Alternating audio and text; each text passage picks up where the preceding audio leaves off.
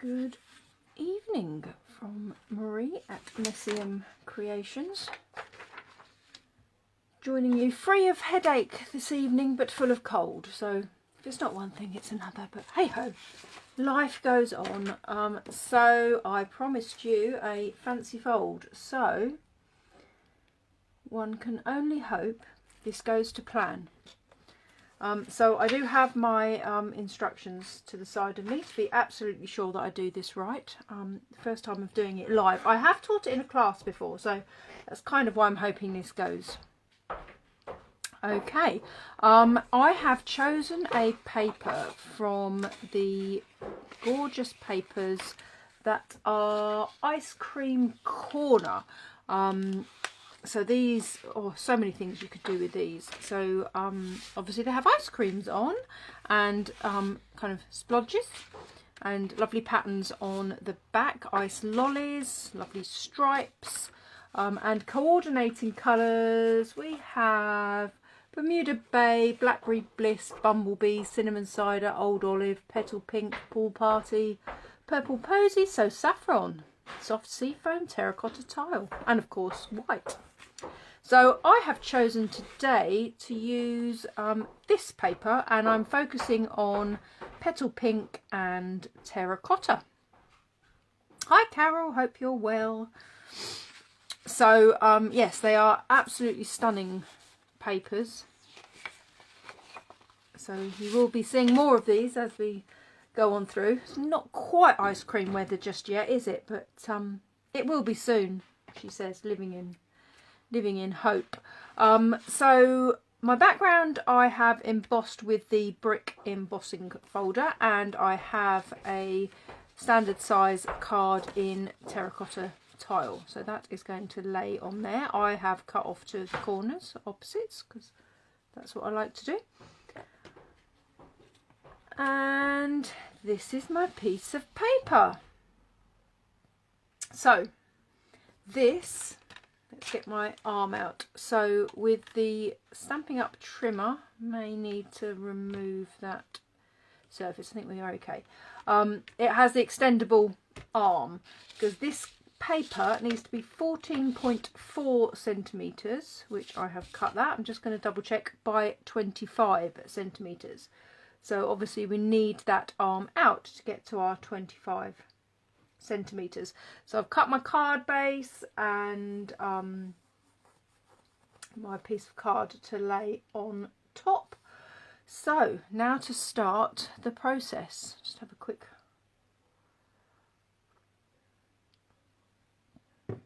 swig. I might have to keep drinking that tea just to make sure my... And if I have to blow my nose, I'm terribly sorry, but it's better than me sniffing away. So the most important thing is to get your cutting blade out of the way. We only need the scoring blade. So we need to score at 2.5 centimetres. Pop that down, score down. We're only on DSP, so I only suggest one score, not going both ways. 3.75. So again, and back up with that. Then we do 6.25.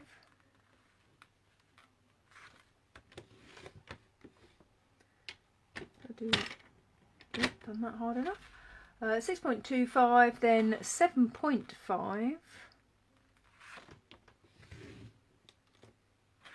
then 10 centimetres, 11.25. So these measurements are quite key to this card coming out right. So we've got to 11.25, then 13.5. It's amazing what you can do with a few scores. So 15 centimetres, then 17.5,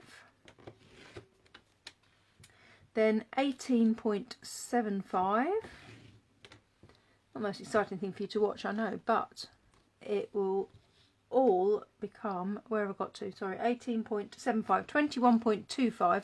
It's all well and good me chatting and focusing, but that's where with this card, it could all go horribly wrong. And then 22.5 centimetres. Now you won't necessarily be able to pick up the scoring. Not sure you will on the camera. Oh, you can, yeah, you can just about see the scoring, but you can see how that's created thinner and thicker sections. So from there, we'll just fold those. It would help if I folded them correctly, wouldn't it? So that so this is the centre, so it goes in, out, in, out, shake it all about. No, in, out. Sorry, that just makes me want to do that. So the joy is, if we've scored correctly, bingo we did, you get an exact meeting in the middle. So essentially suddenly that piece of card becomes very small, and as if by magic, it's almost like it's planned, it will actually fit onto your card base. So that now has become the size of a card base. So that's why you need that size to start with. However, we need to do one more thing. So this I want to be on the top, and that's my underneath. So pop onto the reverse, and what we want to do is we need to be marking those middle sections. Then we need to mark 6.25 centimetres from each end. So 6.25, got the little groove there, making sure that that's following the line straight. We have on the Stampin' Up trimmers, from that 6.25, you can see, oh, pop that in the right, where it is against that line. So that line, when it follows down, just need to make sure that's lined up, 6.25, and same on the other side. So at either end, I just find it easier, as I want all the marks on the reverse, to just double check it against. Oh, so 6.25. Try not to pen on your hand. Hi Jill.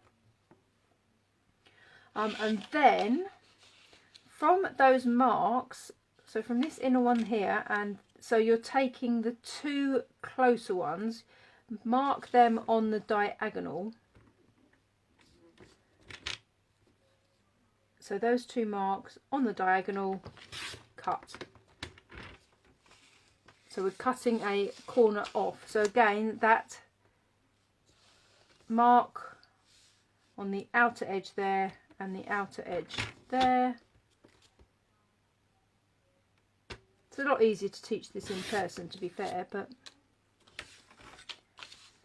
so that centre point there to the edge. So it's kind of the marks that are on the outer side, but what you should find is all your corners are equal. So don't cut anything until you're absolutely sure that you're cutting in the right place. So that is scoring and trimming out of the way.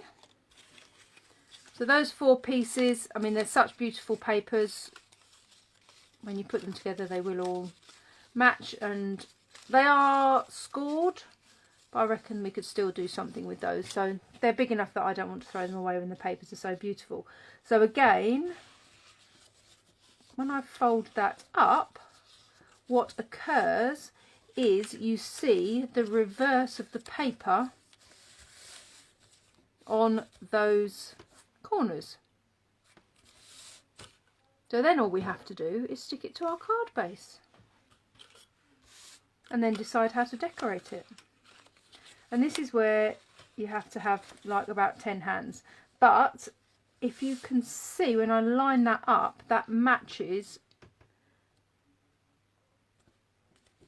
almost exactly with my brick layer. So you just you see those corners. I have to keep a hold of that because the minute you don't, it does that. So what I tend to find easiest to get these stuck down is a little bit of tape. So just a small bit of tape in the centre, and then you're retaining the, oh no, the tape to stick. Tape to stick to it. You retain, oh, it really doesn't want to, there we go. So just a little bit, so like just like a centimetre.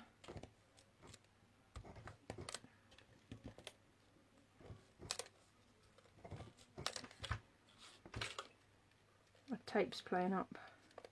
Well, actually it's the user of the tape. Got Jenny's voice now in my head going, pull it towards you. So you can see then, I mean obviously that it's a lively bit, but you can see then it's easier because all I've got to worry about is holding that down, but we still retain a little bit of the 3D element on those ends. So as I say, just right in the middle is the easiest way I have found of doing it. A little bit of tape in the middle.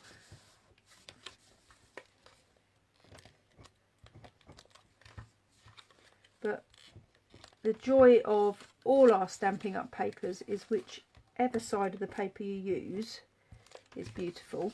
And obviously, well, I could have folded it the other way and had that more focused, but I think this is the way more beautiful side. That's just, there we go. So it's still a bit lively. So we need to get, and I would definitely suggest at this point moving to glue, because we need and finding, you know what I'm going to do, I'm going to score that just to firm up those edges a little bit, but it will have a tendency still to pop up, so we're sticking it down. If you could ever follow this video, it'll be a miracle. But essentially we just want a bit of glue across all these pieces, and what that, using wet glue gives us that little bit of wriggle room so that we don't get it stuck and it's not quite in the right place. So glue on. As I say, you do have a tendency to need several hands, but we can place it on the card. Now the important bit is to get that top and bottom matching, so you want it in the centre of your base. So once it's in the centre of the base, I tend to find, turn it upside down and just hold it down, and while you're doing that, have a quick sip of your tea.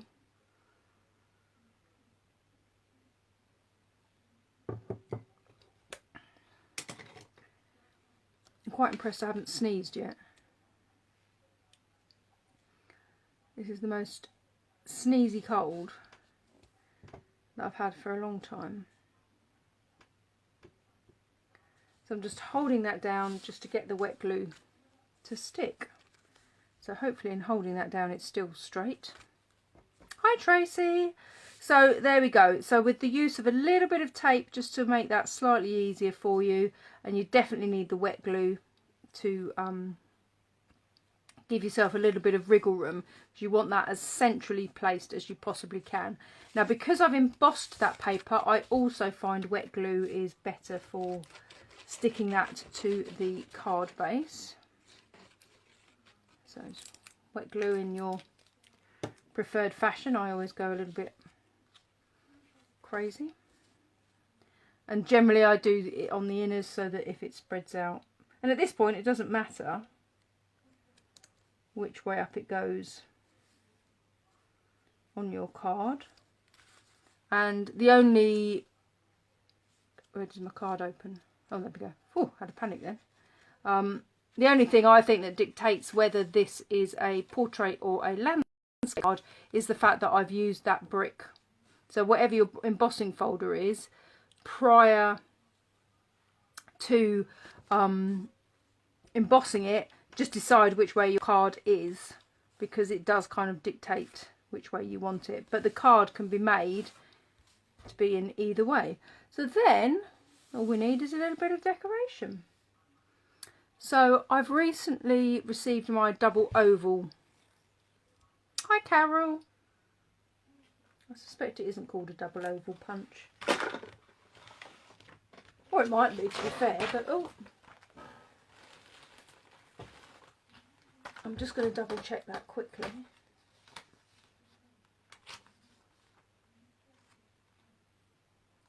It is called a double oval punch. Get me. What a sensible name to call it. So I have cut out some bits. So essentially, as the name suggests, it cuts out 2 ovals at the same time. So I used the terracotta tile and the petal pink that I've used on the card. And the decoration at this point is as much or as little as you want it to be. So I used, again, the terracotta tile ink. So I thought that was rather cute on there. But I also did wonder whether we could cut one out. See, I think whilst it would be the same size, I reckon we could do something a little bit.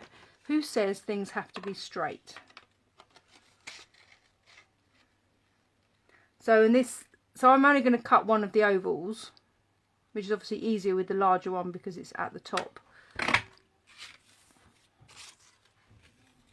But we could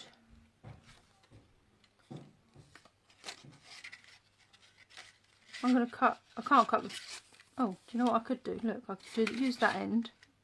It's almost like I'm sensible. How to cut. We won't worry about those little scraps. We'll get rid of those bits. A little pile of extras, because what I'm partly thinking is actually nothing stops us layering these up at a jaunty angle. Quite liking that idea. It's a bit random. Oh look, every piece of card has 2 sides. This is what happens when you press too hard, when you've inked up a stamp and you've not been careful about not getting the edges. So always just turn it over and do it again. So I'm gonna pop some tape in the centre of that, making sure I tape the side that I don't want to be seen, and then just layer up. So it's really just maximising on your colours, on your designer series paper. Essentially it's entirely up to you. Oh, it's alive. It's entirely up to you. Hi Carol. Oh, I've got Carols all over the place. So I've got and you all spell your names. Oh no, Carol B and Carol W, you spell yours the same. I was going to say I've got lots of different spellings, but all good. I hope you are all well.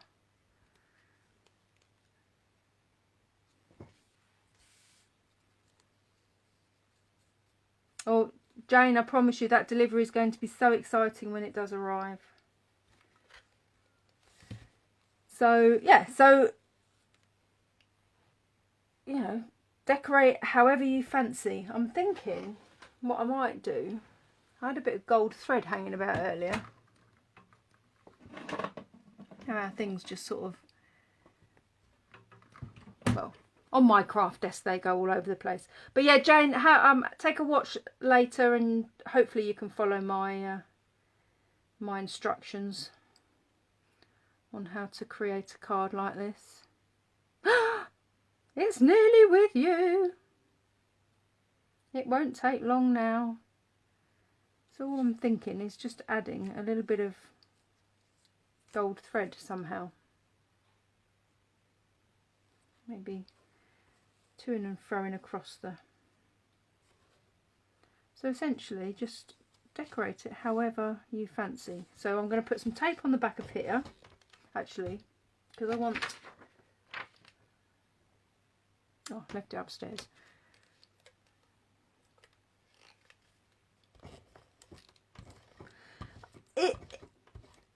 Once you've done it once, I would say, it will make sense. It is one of, I think with any fold, until you've actually done it, it doesn't necessarily make a lot of sense. But it is one that I think looks really impressive, but actually is relatively easy to recreate. As I say, I've done it in classes. Remember those days when we could do live classes? And it's a lot easier to teach in a live class. But if you have problems, then drop me a message and we'll get you through it if you want to give it a go. And it works with so many different papers. And then really, you know, it's entirely up to you where you put any decoration that you want to have on there. I quite fancy that gold going up there. So yeah, the important thing is to start with the right size of paper in the first place and to follow the measurements. So yeah, I did read through it all, but as I say, drop me a message if you've got any questions or queries and I will be more than happy to help. So, you know, as I say, you can decorate as little or as much as you like. So that focuses on the lovely papers from Ice Cream Corner. So this splodgy one comes in so many beautiful colours that the world is your oyster. And then, you know, we've got ice creams as well, and you know, every single one of those has got a lovely paper on the background. So whatever your backing paper is what shows in those corners. So hi Jenny. So yeah, so there's a fold. Have a look later if you want to have a go, play around. If you need help, then drop me a message. I'm more than happy to try and help wherever I can, and I look forward to seeing you again soon. Thank you very much for joining me. Appreciate it. Take care. See you soon.